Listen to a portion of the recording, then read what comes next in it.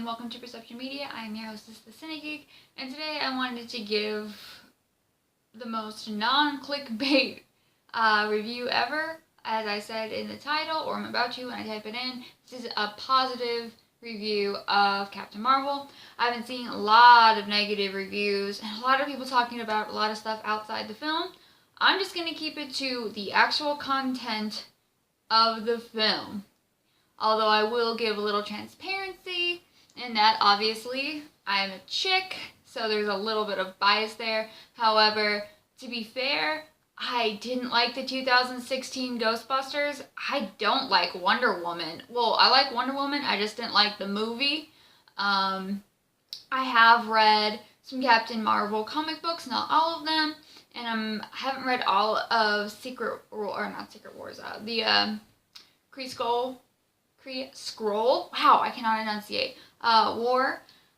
So I'm a bit familiar with the comic books, though not fully. Of the Captain Marvel comics I've read, I've mostly just stuck to DeConnick's run from like 2014 into like 2014 into 2016 was her run. And I think she had two different kind of main storylines. So, for those of you who don't know, there are generally considered to be some main elements that comprise a good story. And a movie, at its most basic level, is storytelling.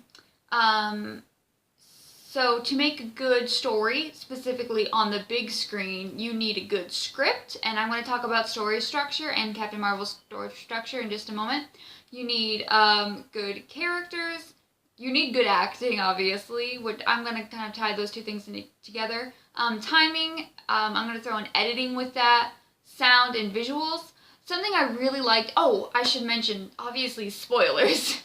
So definitely, obviously, spoilers. So something I really liked in this movie is the point where they go to Louisiana. You can hear what are those bugs called? Cicadas? Yeah. You can hear those in the background. I loved that. When they're driving around California, it looks like they're driving around California. It felt like California. I don't know how to describe how California feels and looks, but that was it. It's just, I don't know, the sunlight is kind of different there. It sounds weird, but like, right now I live on the East Coast, and I feel like the sky is bluer and the sun just doesn't hit the same way that it does in California. I mean, obviously I'm in a different place in the horizon, but it's different. There are some things, that the movie didn't get right. For instance, like I said, they're in LA, and you see in the advertisements that she's on the train in LA. You're on the train in LA. That train's gonna have 10 people max. That train was way too full. That was very unrealistic. And also, she's in LA in the 90s, and people are looking at her outfit. She's wearing her green uniform, and everyone is staring at her at the train station. That is not a weird outfit for LA in the 90s at all. Nobody, like very few people, maybe people from out of town would have given her, a sideways glance, but everyone would not have been looking at her for wearing that. That was not an unusual outfit. I have seen way crazier, way more outlandish. I've seen way too much. And then the only other thing the movie really, really got wrong on, kind of a little just really nitpicky thing is when they're at the, I don't know if it's an Air Force base, but they're at, the government installation, and there are definitely top secret aircrafts. There would be guards in that building at all times. It doesn't matter if there's an alien invasion. It doesn't matter if there's an active shooter on the military installation. It literally doesn't matter. If there are ships like that in a hangar, there's a guard there 24/7. The only time that guard leaves is when the next person comes on shift to relieve them. That is it. Those planes are guarded 24/7, and generally speaking, like I know in some places, they have the ground painted around them like a parking space and a parking lot, and if you even step on the painted line, they're authorized to shoot and kill you. They don't even have to warn you. Like, those planes and aircrafts are so guarded. And that was the only like big things in terms of like little nitpicking I had a problem with. And that's so small. In terms of the grand scheme, like I said, I'm going to get into the story structure in just a minute, but I want to take a minute to talk about kind of what makes a good movie. There can be good movies you don't like. And just because you don't like a movie doesn't make it a bad movie. There are people like Citizen Kane is generally considered the greatest movie ever made, and that's not just me saying that. That's like the AFM, the American Film Institute, AFI? Yeah. I'll label it down. I'm completely blanking on this acronym. Like, generally speaking, if you look at, go to Google, go to your search engine, type in best movie ever made, and any list worth its caliber will have Citizen Kane in the top 5. I could say most people, in my demographic, age-wise, millennials, probably watch that movie and think it's very boring. It is a very technically masterful movie. It is a good movie. That doesn't mean everyone's going to like that movie. It's kind of long. There are movies that just, not everyone likes every genre of film. You can put me in front of a Western, I'm out. I'm gone. I am not there for that. Like, Tombstone's good. I like that movie, but other than that, I mean, oh my god. I just find them so intensely boring.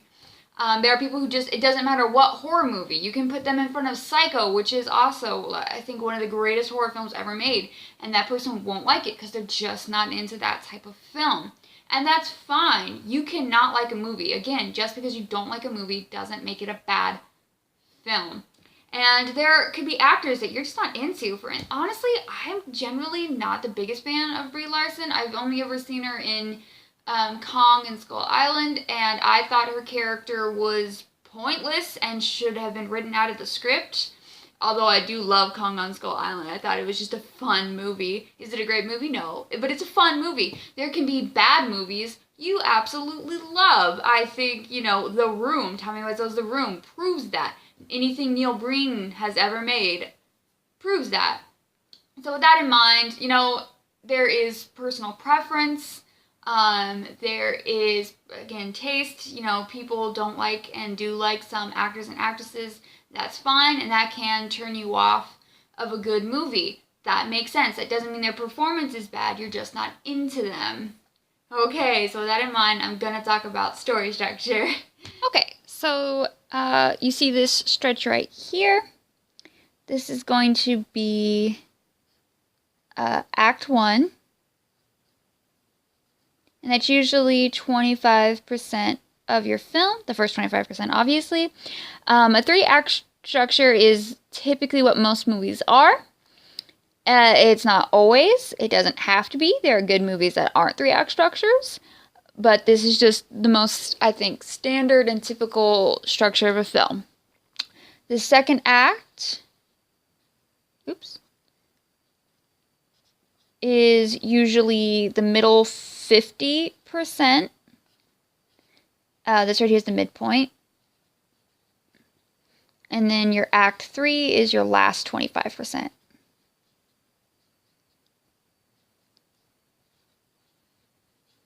And usually it's kind of going to be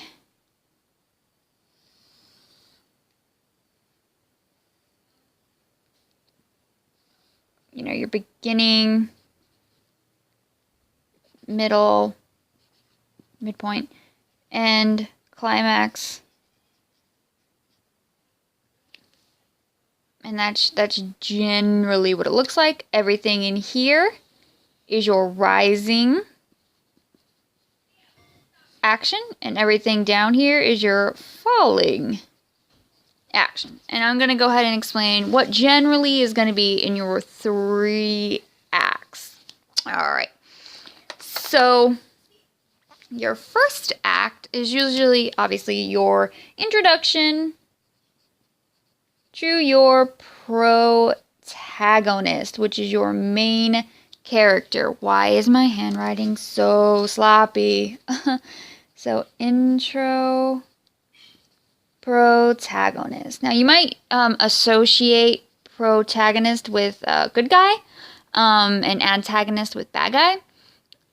Your protagonist is your main character. Your antagonist is usually just the main force that is the obstacle for your protagonist. It's rare, but you can have, for instance, a villain as your protagonist. It just does not happen very often. I would say the best example of that would be Dr. Horrible's sing-along blog. Alright, so you have your introduction to your protagonist. You have your inciting incident. I'll initial that as II. And in a hero's journey, that's going to be your call to action. And this is when your protagonist learns of their goal. And at them, they're usually you get a reluctant hero and they're resistant. That's not always the case, but you're usually going to get a turning point. And that's when your hero decides to go on their journey. Or your protagonist, rather, decides to go on their journey. Okay, so for instance, like Harry Potter, introduced to Harry Potter, his inciting incident, and he learns he's a wizard. At first, he doesn't believe he's a wizard until Hagrid kind of shows him proof that magic exists, and then he goes to Hogwarts. You have, Luke Skywalker. He's I don't know what he does. He lives on a hydration farm or something like that. He gets R2-D2 and he learns about Princess Leia and help me, Obi-Wan Kenobi, you're my only hope. Then he learns from Obi-Wan Kenobi, who, in the first movie, who his father was, and about the Jedis and the Clone Wars and all that. But he doesn't want to go with Obi-Wan Kenobi on the journey, but then Aunt Beru and Uncle Owen are killed, so then he decides to go. So then we get our journey, which is going to be what happens during our second act. So we get a lot of obstacles in our second act.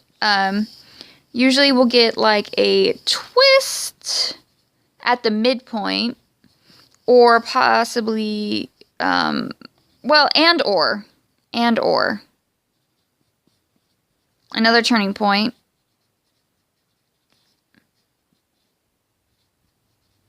Why is my handwriting so bad in dry erase markers? And this is going to be our all is lost. So for instance, like in Star Wars, I'm going to say Empire is kind of our second act. And obviously there's lots of obstacles, but I'm going to go with the twist would be, Luke learning that Darth Vader is his father and getting his hand cut off. And essentially the Empire, all is lost at the very end. Anyways, that's going to bring us to like Act 3. And this is going to be from the point where your, protagonist is kind of down in the dumps. This is going to hopefully motivate them up to the climax. And at that point, they achieve their goal, usually. I mean, I guess sometimes the heroes do lose. That's very... Oh my gosh. Okay. And then we get falling action, and falling action is generally, we're going to get to a point where we have a resolution to end film. Alright. Pretty standard, easy to follow stuff, hopefully. Obviously, like with Star Wars, for instance, the climax is where Darth Vader and Emperor Palpatine and Luke were all fighting. We achieved the goal in that the Emperor is defeated and the war is ended, and we get our resolution in the little ceremony and stuff at the end. Okay. So then, going back to Captain Marvel, we get our introduction to our protagonist, Vars, on Hala. That's the planet. Oh, gosh, obviously spoilers. I said that at the beginning, but I want to reiterate. The inciting incident... I should say that we learned from the beginning that she's not a reluctant hero. She really wants to help. She wants to fight in the Kree Skull War. She wants to do more than she's doing. Okay, so... our inciting incident is basically when she does get her first assignment in battle, and that doesn't go very well, and she learns her goal is to find Dr. Larson, And she doesn't particularly have a turning point per se, but she does learn a little bit of that maybe her identity isn't about her identity, because she does know she doesn't know who she is. Did that make any sense how I phrase that? The scrolls kind of show her a little bit about her identity, which she's unaware of. I think that made sense a little bit better. Anyway, at this point, she lands on Earth, and this is where the journey begins. So her obstacles is she's alone. There's government after her. I guess, well, she doesn't know where Dr. Larson is. She might be dead. I'm blanking. Oh, yeah, the scroll. I was gonna say I know we're forgetting something. And then twists and turning points to All Is Lost is she does learn who she is. Reveal. And she also learns that, the scrolls might not be who she thinks. I'm sorry, not the scroll. The scroll and the Kree aren't really who she thinks they are, so she doesn't really know who to trust. And that's very important. Okay, so we get to our climax on Dr. Larson, who turns out to be Marvel's secret lab. And that's where that whole battle takes place. And at this point, not only is her identity revealed, but her powers are revealed. Her true force. And I would say the true moment of achieving a goal kind of comes in two places. And that's when she can fly, or she realizes she can fly. And she realizes she can spare lives. She doesn't kill Jude Law's character, whose name I've totally blanked on. And I'm so bad at names, I'm sorry. And she doesn't kill Ronan. I don't think she's the character, and in the comic book, she doesn't really seem like a character. She doesn't want to hurt someone more than she has to. She's very powerful. She is the boot stomping on the ants, if we go back to the first Avengers movie. She doesn't have to kill anyone. She is stronger than that, and she wants to spare lives. And I think that is something that goes back to achieving a goal for her, is she wants to be a helpful person. Like, she wants to do the right thing. So we get to the resolution and end where, her and Samuel L. Jackson are buddies. Samuel L. Jackson starts the Avengers Initiative. And she goes to help the Kree.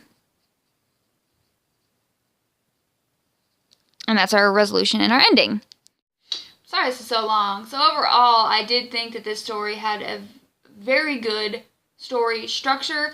The only thing I personally would have eliminated, and this I can definitely see as being a hit on the film, is that Lee Pace's character, Ronan the Accuser, honestly doesn't serve any purpose in this movie unless they're setting something up. But if they are setting up like a Captain Marvel 2 that still takes place between this film and Infinity War, that seems kind of pointless. However, Lee Pace is an actor I really like. I think Ronan's an interesting character because he's just so serious.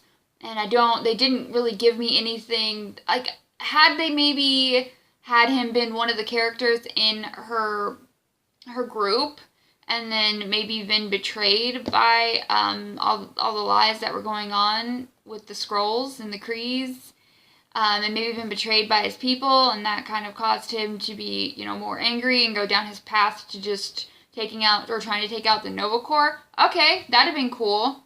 But they didn't do that, so, they didn't give me anything additional with him, so I'm not really sure why he was there. He didn't serve a purpose. But other than that, everything else did serve a purpose, and it served a purpose very well. Some people complained that it felt like a Phase 1 Marvel film. Well, yeah, it was an intro film. And also, I think most of the first films, barring, Iron Man, weren't that great. Doctor Strange was okay. The first Thor was okay. Captain America, the first Avenger, did anybody love that movie? No. We fell in love with almost all these characters in their next films or in the first Avengers movie. we fell in love with them, as they developed, and we continued to watch, knowing that they probably would get better later on. This to me felt more, if anything, it felt like a Guardians of the Galaxy, the first one. And people were complaining about the music. I didn't think it was any different than the music that they utilized in Guardians of the Galaxy 1 and 2, and in, Thor Ragnarok. So if you liked it in those 3 movies, why didn't you like it in this movie? Because they're pretty comparable. And some people were comparing.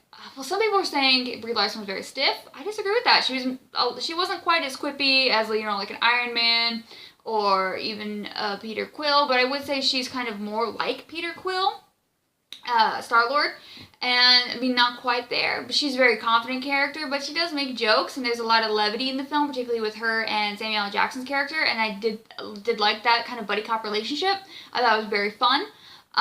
She does do a lot of funny stuff. There's a point where a Kree growls at her, and she growls back in the middle of the fight. That was super funny. That was really cute, and that told me a lot about the character pretty early on, that she's just having fun in this fight. Like, she knows she can take them, and she's not worried about it. And I really like that. A lot of these little things gives you a lot about the character. But in terms of, seriousness, there were some moments of levity, as well as some moments that had some weight to them. But I think overall, in terms of humor, it wasn't quite a Thor Ragnarok, but it was pretty similar. I think it is, again, very comparable to Guardians of the Galaxy. And so if you didn't like, the humor in or Thor Ragnarok or in a Guardians of the Galaxy specifically too, why did you, if you did like that, why did you like it in those films and you didn't like it in this film? Because again, I find them very comparable. There are things that people are hitting this movie on that other Marvel films have done that they liked. So why did you like it in those films and not like it in this one? Not saying you're wrong for that. I'm just saying, literally, why do you like it in those ones? What about this one? Even though it's doing very similar things, why didn't you like it when this movie did it? When those other movies did it too? I don't know, I feel like people are just putting a lot of crap on this movie that is very undeserving. I think it was a fun movie. I really, really liked it. And if you didn't like the end credits, they were, the actual credits were stunning. I just was in awe of them. So anyway, this has been a very long rant about just a positive review of Captain Marvel. I thought Brie Larson's portrayal of the character was great. I thought that she did a good job of taking it in line with DeConnick's Captain Marvel. I think how they did the Skrulls and Krees was actually kind of less like the Skrull-Skree War and more like DeConnick's comic, how Captain Marvel is trying to help a group of refugees. And in that one, she's fighting against Star-Lord's father, Jason. But in this one, there are people who aren't as good as they may seem like they are. And some people might not be who you think they are in the comic book, and which translated directly into this. So it feels to me less like a Skrull-Skree war and more like just DeConnick's Captain Marvel comic book, which I like because it should be. It should feel like Captain Marvel, and it did feel like Captain Marvel to me, and that's what was important overall. So anyway, thank you so much for watching. Please be kind in the comments if you care to leave one. If you're giving a dislike, that's fine, I understand, but just, if you like the movie, cool. If you don't like the movie and you like the others, again, please explain why, because I don't get it. And, we need a Moon Knight movie. Have a great day.